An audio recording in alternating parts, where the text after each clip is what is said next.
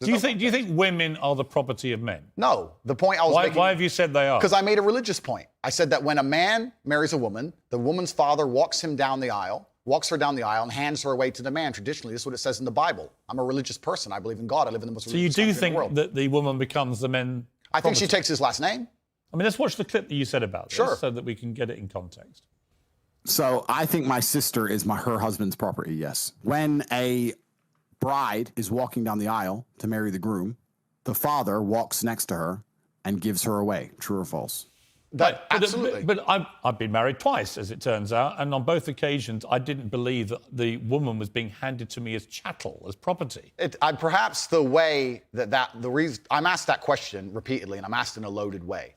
So would you rephrase what you said there? Now, that's an interesting point about phrasing. The way I would say things before I was famous, I have to take personal responsibility and accept that if I make a video that 500 people see and 1% of them misunderstand it, that's not a problem. If I make a video that 5 million people see and 1% of them understand it. So specifically on that point, I think my sister is her husband's property. She took his last name. She married him. She wanted to join his family. She has said it herself. Right, so she's still a sovereign individual. She's absolutely not a sovereign individual. Property means that the husband owns your sister. Listen, my friend, if you want to argue about this, you need to go back to the Bible, to the Quran. You need to argue with religious leaders. No, I'm not talking about anything in the Bible or Quran. But that's what it says. No, I'm asking you what you think. I think that if a woman marries a man and she decides to take his last name, that they have different roles and responsibilities within that marriage, and I believe that... That's not the question. I believe the father... I am. The father hands her... Don't behave like a politician. The father hands her to the man. Right, but don't be a politician, because I think you're a straight talker, right? You keep telling me you're a straight talker. I think my sister is her husband's property. Do you regret saying it like that? I understand that with my newfound fame, perhaps it could be phrased differently. However, I still believe that a woman is given to the man in marriage. That's what I believe. Yeah, but not as property. No, the property is the word that other people use when they ask me the question. But as an equal partner in a loving union. That's what marriage actually means. It doesn't mean that when you get married, the woman is given to you as a bit of chattel. Agreed. So why say it? But that's the way that people ask me the question. People say to me, they ask the question. Hang on. You can't blame people for asking you questions. Surely, if you want to be accountable for what you've said, you've got to own your responses, not blame the question. I own the response. Like me asking you a question now and you say something and then say, well, actually, I blame you for asking. I understand, Piers. Piers, I understand. I believe the woman is given to the man. I believe she's given away by the father. I believe she belongs to the man. So fundamentally, you do believe that a woman becomes a man's property at marriage. I believe she belongs to the man in marriage, correct. Right. You see, that to me is misogyny. And you're entitled to your opinion. Right. But do you not understand why people think it is misogyny? I understand why some people can be very offended by what I say.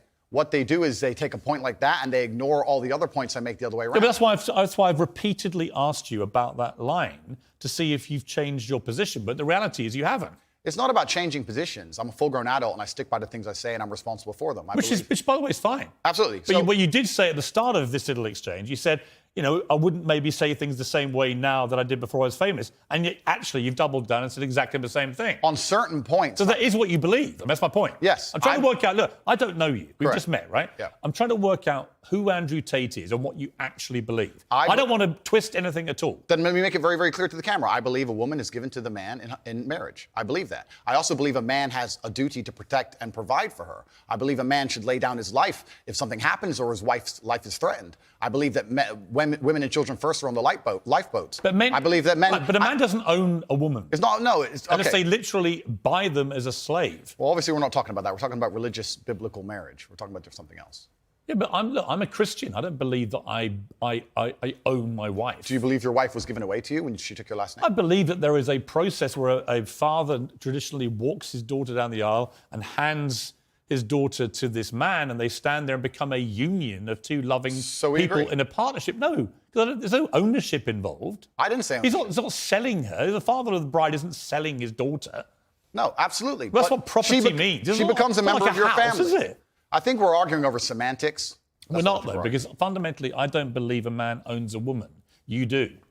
Well, I don't think a man owns any sovereign individual. I don't think we live in the world of slavery. I don't own any men or any woman. Right. Nobody owns anybody. When you use phrases like property, that's what you imply. I understand. And so my point again is, you're a smart guy, right? Correct, There's no denying that. You're smart, you're a good talker. I've seen a lot of the stuff.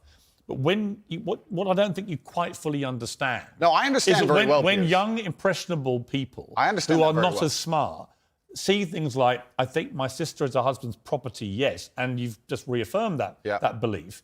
They think that they have the right to own women. I understand that very well, Piers. That's why people think you're a misogynist. Completely. I understand all of this very well, which is why when you're saying I was backtracking, I'm not. Do you have any regret, though, over the way you phrased this stuff? Well, this is the point I was trying to make.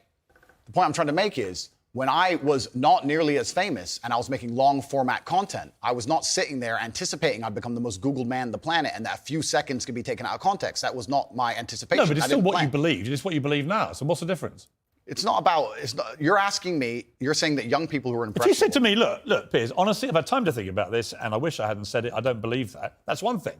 Actually, you've said the opposite. You said, actually, that's what I think, yeah. I think that when it doesn't really matter whether you recorded it when you're famous or not famous. It's what you actually believe, right? I believe that a man has a duty to protect and provide for a woman. I believe that a woman's father gives her away to the man. That's what I believe, and that's in my marriage. That's the circumstance I'm going to live under. If people want to live in a different scenario, that's completely theirs. Their prerogative.